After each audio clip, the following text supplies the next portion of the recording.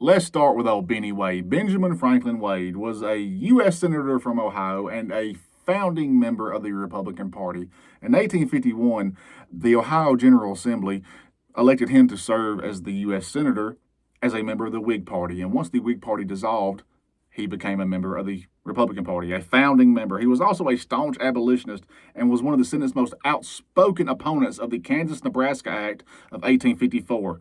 The Kansas-Nebraska Act repealed the Missouri Compromise, which said that no new slave states could be formed from the land acquired in the Louisiana Purchase north of a certain point after Missouri was formed as a slave state. And throughout the Civil War, he was highly critical of Lincoln. You see, Benjamin Wade was a member of the Radical Republicans, a faction of the Republican Party who not only disagreed with Democrats, but moderate Republicans like Lincoln. Radicals had a goal of complete, permanent eradication of slavery in the nation. They led efforts after the war to establish civil rights for former slaves and fully implement emancipation. After unsuccessful measures in 1866 resulted in violence against former slaves in the rebel states, radicals pushed through the 14th Amendment for statutory protections through Congress. They opposed allowing ex-Confederate officers to retake political power in the southern U.S., and they emphasized equality, civil rights, and voting rights for freed slaves. When the debate over how to reincorporate the states back into the Union, Lincoln issued a proclamation called the 10% Plan. The plan decreed that a state rebellion against the federal government be reintegrated into the Union when 10% of the 1860 vote count took an oath of allegiance to the U.S. and pledged to abide by emancipation. Voters could then elect delegates to draft a revised state constitution and establish a new state government. Now, 10% doesn't seem like very much. I mean, I'm no genius, but last I checked, when only 10% support something, that means that 90% might not support it. And if the math, that means there could be a shitload more opposition than support. And radical Republicans saw this too and did not like it at all. So, along with another radical Republican, Henry Winter Davis of Maryland, Senator Wade introduced the Wade-Davis bill. This bill was much harsher than the 10% plan and made readmittance to the Union for former Confederate states contingent on a majority in each ex-Confederate state to take an ironclad oath to the effect that they had never in the past supported the Confederacy. Lincoln believed that that would be too high of a mountain to climb, so he pocket vetoed it, which outraged the radicals. And then Wade and Davis released a Wade-Davis manifesto, which accused Lincoln of using Reconstruction to secure electors in the South who would be at the dictation of his personal ambition. The manifesto backfired, and actually Winter Davis lost his representative seat, but Wade was able to keep his Senate seat. He was also highly critical of Andrew Johnson once he became president and his Reconstruction policies. And in 1867, Wade was actually elected president pro tempore of the Senate, making him next in line for the presidency because Andrew Johnson never had a vice president.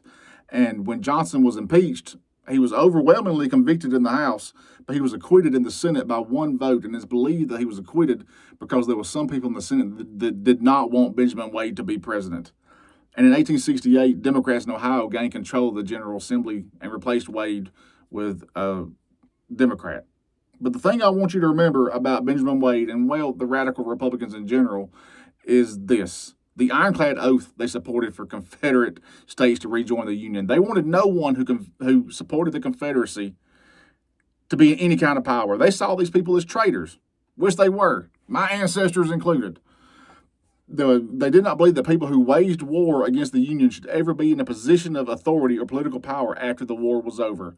They didn't want people who were in the United States government, who then succeeded and was in the Confederate government, to be able to waltz right back in to the United States government like nothing happened. They did not want former Confederates in charge of any political position, whether it was the countries or the states. This is the United States of America, and it didn't make sense to them that people who waged war against the United States of America will be allowed back into power after the United States of America tried to become the United States of America once again. I mean, you wouldn't want people who poisoned you to continue to cook your dinner. Now let's talk about another man. Let's talk about the second man. Let's talk about the Democrats. Let's talk about Alexander Hamilton Stevens. Stevens was from Georgia and was elected to the U.S. House of Representatives in 1843 as a member of the Whig Party. Like old Benny Wade before him.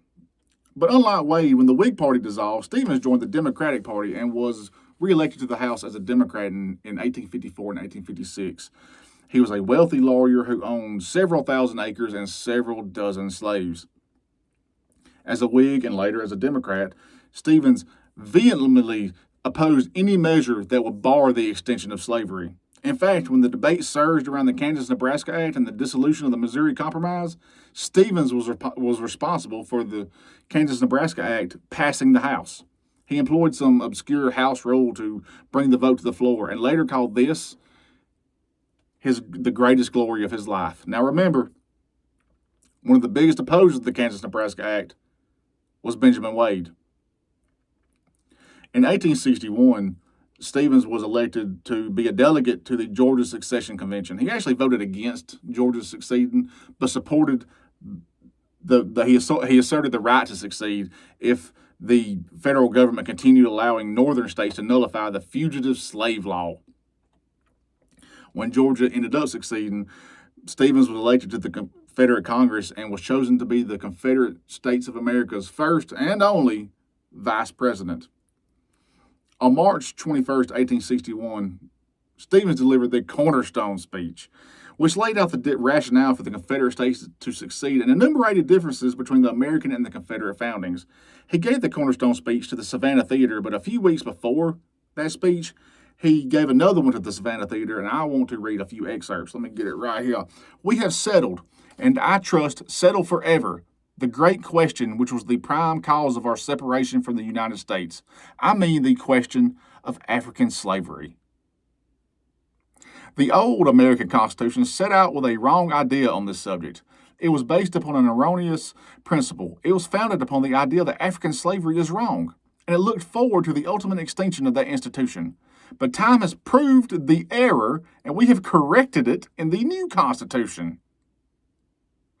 We have based ours upon principle of the inequality of races, and the principle is spreading, is becoming appreciated and better understood, and though there are many, even in the South, who are still in the shell upon this subject, yet the day is not far distant when it will be generally understood and appreciated. Then, in the cornerstone speech, he contended that advances and progresses in science had concluded that the Declaration of Independence's view that all men were created equal was inaccurate. He criticized most of the leading statesmen at the time of the formation of the Constitution for their views on slavery.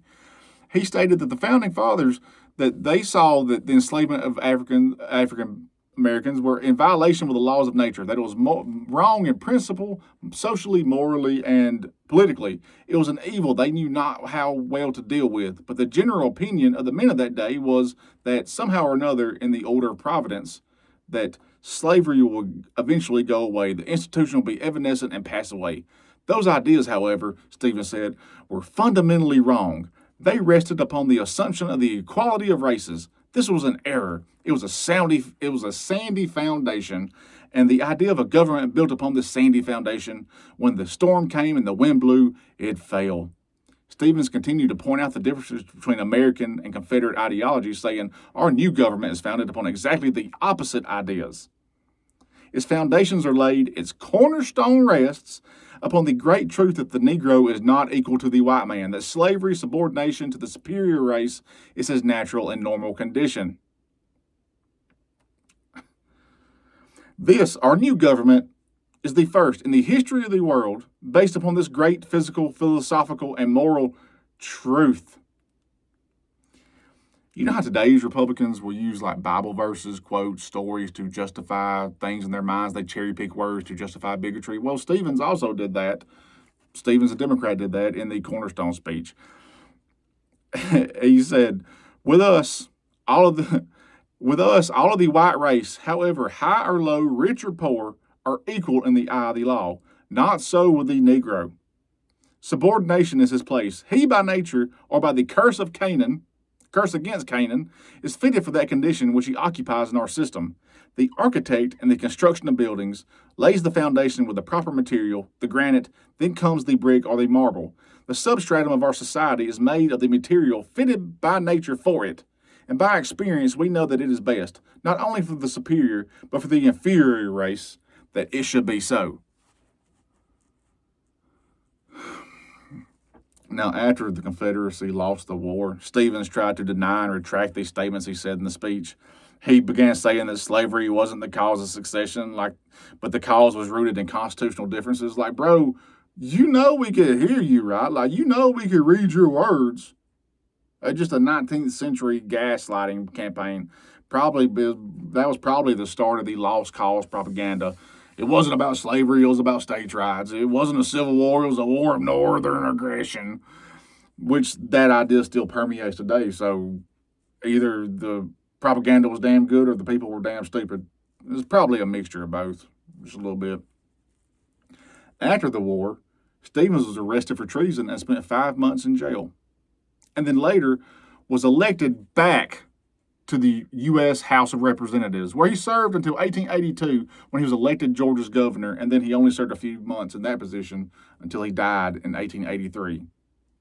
Exactly what Benjamin Wade and the rest of the radical Republicans did not want. A person who committed treason against the United States being allowed back into the United States government.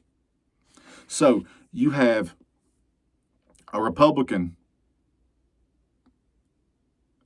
who supported federal intervention in states that succeeded.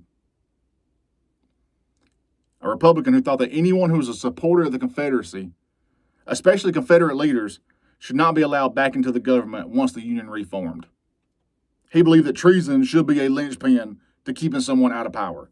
Then, on the other side, you had a Democrat who was a leader in the Confederacy, who was jailed for treason after the war, and then later was elected by the people back into the United States government. Now, juxtapose that with today's Democrats and Republicans. Which party believes that anyone who tries to overthrow the results of an election should not be allowed back into a position of power?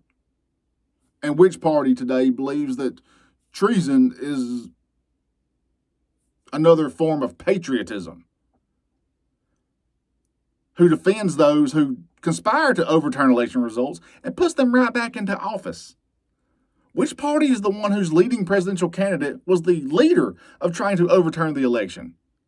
Gaslighting people into believing they are on the right side of history. Stolen election, lost cause. The same exact people believe both. Democrats then, Republicans now, but conservatives forever. Almost like the slow burn of party evolution is motherfucking real. But you know what? Today's Republicans will hear exactly what I just said. They would hear that whole story right there, and all they would say afterwards was, well, I mean, you just admitted it. The Republicans fought to free the slaves, and the Democrats fought to keep them, which means the Democrats are the same exact way today.